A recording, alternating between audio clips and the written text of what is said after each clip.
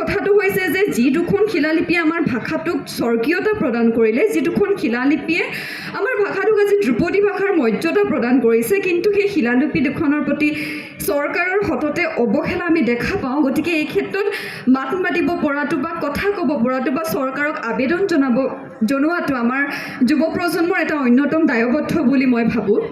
দ্বিতীয়তে, সংস্কৃতিৰ সৈতে কিছু লোক অনুষ্ঠান জড়িত হৈ থাকে আৰু আমাৰ তেনেকুৱা লোক অনুষ্ঠান আৰু লোক উৎসৱ জড়িত হৈ থাকে। আৰু আমাৰ অসমীয়া সংস্কৃতিৰ প্ৰধান লোক উৎসৱটো হৈছে বিহু, কিন্তু কোনোবাখিনিত আজি বিহু গুচি বৰ বিহ হৈছে, সেয়া অত্যন্ত দুৰ্ভাগ্যজনক। আৰু এটা লোক অনুষ্ঠান হৈছে আমাৰ বিবাহ অনুষ্ঠান, কিন্তু আজিৰ বিবাহ অনুষ্ঠানত আমাৰ যথেষ্ট সংখ্যক যুৱ প্ৰজন্মই গাঁঠিয়ন দিয়া কি, দয়ন খুন্দা কি, এইবোৰ আমি নাজানো। তাৰ পৰিৱৰ্তে আমি জানো 2-3 দিনৰ পৰিৱৰ্তে সংগীত অনুষ্ঠান হ'ব, মেহেন্দী অনুষ্ঠান হ'ব, ইত্যাদি ইত্যাদি, যিবোৰ অত্যন্ত দুৰ্ভাগ্যজনক। আমি আনৰখিনি গ্ৰহণ কৰাৰ প্ৰাক্ষণত নিজৰখিনিক জীয়াই ৰখাৰ প্ৰয়োজনীয়তা আছে। গতিকে যুৱ প্ৰজন্ম হিচাপে সেইখিনি দায়বদ্ধতা আমাৰ নিশ্চয়কৈ আছে বুলি মই অনুভৱ কৰোঁ। তৃতীয়তে, আজি কৰ্মসংস্থাপনৰ কথা কোৱা হৈছে। যেতিয়া হাইস্কুল শিক্ষান্ত পৰীক্ষা পাছ কৰোঁ, বিজ্ঞান আৰু গণিতত প্ৰায় 90-100% নম্বৰ লাভ কৰোঁ, তেতিয়া আমাক কোৱা হয় যে বিজ্ঞান শাখাত নামভৰ্তি কৰিব লাগে। আৰু বিজ্ঞান শাখাত নামভৰ্তি কৰা বা কলা শাখাত বা বাণিজ্য শাখাত নামভৰ্তি কৰাৰ পাছত আমাৰ সন্মুখত মোৰ মতে প্ৰধানকৈ 5টা কৰ্মসংস্থাপনৰ বাট মুকলি কৰি দিয়া হয়। তাৰে প্ৰথমটো হৈছে চিকিৎসক, দ্বিতীয়তে অভিযন্তা, তৃতীয়তে অধিবক্তা, চতুৰ্থতে অসামৰিক সেৱাত কাম কৰা আৰু পঞ্চমতে হৈছে অধ্যাপক তথা শিক্ষকতা।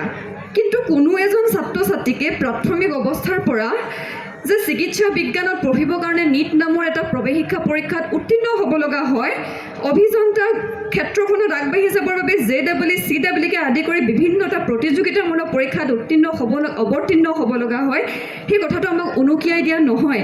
গতিকে কোনোবাখিনিত এক প্ৰকাৰৰ কেৰিয়াৰ কাউন্সেলিং, প্ৰাথমিক অৱস্থাৰ পৰাই ছাত্ৰ ছাত্ৰীসকলক কৰ্মসংস্থাপন সম্পৰ্কে এনেধৰণৰ সজাগতা বা প্ৰশিক্ষণ প্ৰদান কৰাৰ প্ৰয়োজনীয়তা আছে। আৰু আমি আশা কৰিম এই ক্ষেত্ৰত বয়োজ্যেষ্ঠসকলে, অগ্ৰজসকলে বিশেষ ভূমিকা গ্ৰহণ কৰিব। এই 5টা কৰ্মসংস্থাপনৰ বাদ দিও আমাৰ সন্মুখত বিভিন্নটা কৰ্মসংস্থাপন আছে। আমাৰ প্ৰত্যেকজনৰ ঘৰত আমি যেনেকৈ এজন চিকিৎসক আশা কৰোঁ, অভিযন্তা, এজন অধ্যাপক আশা কৰোঁ, তেনেকৈ কোনোবাখিনিত এজন লেখক, এজন চিত্ৰশিল্পী, এজন সংগীত শিল্পী, এজন চলচ্চিত্ৰ নিৰ্মাকাৰ, এজন নিৰ্মাণকাৰী, এজন কৃষকৰ অভাৱ অনুভৱ আমাৰ আজিকালি বাৰুকৈয়ে হয়। আমি তেওঁলোকৰ প্ৰতি আকাংক্ষা ৰখা উচিত। আজিৰ অগ্ৰজ প্ৰায়সকল বক্তাই আমাৰ অৰ্থনৈতিক ক্ষেত্ৰখনৰ কথা কৈছে, অৰ্থনৈতিক জাতীয়তাবোধৰ কথা কৈছে। এইখিনিতে মোৰ এটা কথা মনলৈ আহিছিল যে আমি অসমীয়া জাতিটো কেনেকৈ চাকৰিমুখী হ'লোঁ।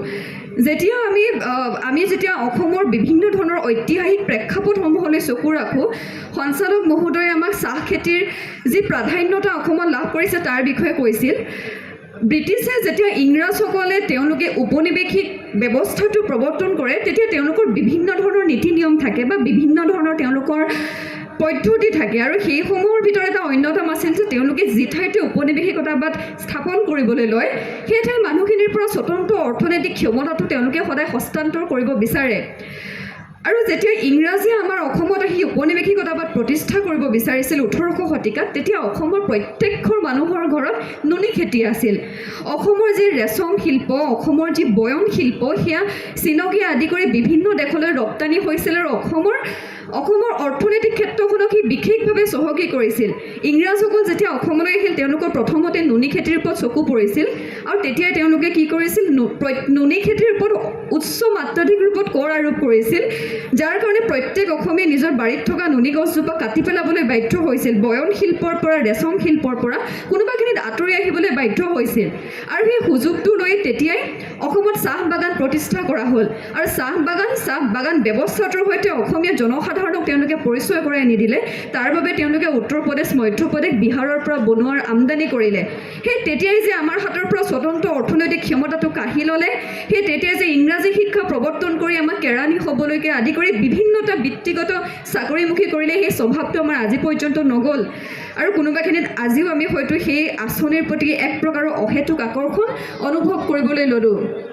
আজি আশা কৰিছোঁ সকলোৱে নিজৰ যি স্বতন্ত্ৰ অৰ্থনৈতিক ক্ষমতা, যি কৃষি ব্যৱস্থা, নিজৰ ভাষা, সাহিত্য, সংস্কৃতিৰ প্ৰতি দায়বদ্ধ হ'ব, সেয়া আশা ৰাখিছোঁ। আৰু শেষত আটাইছোৱে এনে এখন সুন্দৰ মঞ্চ প্ৰদান কৰাৰ বাবে পুনৰ তেওঁলোকক ধন্যবাদ জ্ঞাপন কৰিছোঁ। এই মঞ্চৰ পৰাই শত সহস্ৰ চিন্তাৰ জন্ম হওক, উন্মোচন হওক চিন্তাৰ চাংমাইশাল, সকলো ভালে থাকক। অশেষ ধন্যবাদ, কৃতজ্ঞতা পুনৰ প্ৰকাশ কৰিলোঁ। ধন্যবাদ।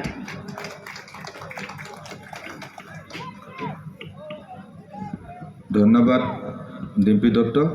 ডিম্পীক মোৰ এটা কথা ডিম্পী দত্ত কিহত পঢ়িছে ডিম্পী দত্ত?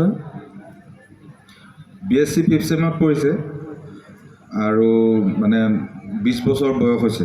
4 চনত মই কোৱা কথা নহয়, তেওঁ দিয়া হিচাপ মতে দেই, মই কোৱা নাই। আৰু মোৰ ভাল লাগিছে কিটো যে অসমীয়া জাতীয় জীৱনটোক বুজিবলৈ হ'লে তাৰ প্ৰাথমিক চৰ্তটো হ'ল যে আমি ঔপনিৱেশিক সময়খিনিৰ বুৰঞ্জী যি ভালকৈ নাজানে।